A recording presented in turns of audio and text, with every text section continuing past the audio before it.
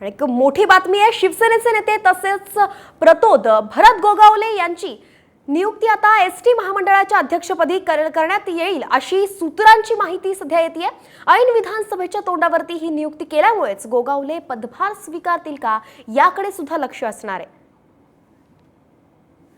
आपल्या सोबत भरत गोगावले जी स्वतः जोडले गेलेत।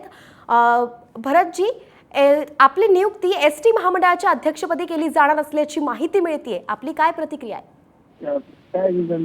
काय नाही, मुख्यमंत्र्यांचं अभिनंदन करतो, स्वागत करतो। परंतु आता दिलेलं आहे ते थोडं लेटच झालेलं आहे, कारण निवडणुका तोंडावर आलेल्या आहेत। 15-20 दिवसाचा कालावधी बाकी आहे आचारसंहितेला, आणि त्यामुळे थोडं साहेबांशी आम्ही डिस्कस करू मुख्यमंत्र्यांनी। आपण पदभार जर आपल्याकडे दिला गेला तर आपण पदभार स्वीकारणार का?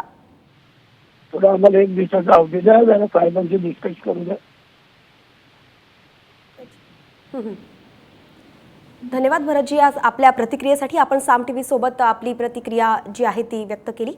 आताच आपण पाहिलं आपल्या सोबत होते भरत गोगावले, त्यांच्याकडे एक विधानसभेच्या निवडणुकीच्या पार्श्वभूमीवरती मोठी संधी किंवा मोठं त्यांच्याकडे जबाबदारी देणार असल्याची माहिती मिळते। भरत गोगावले यांची नियुक्ती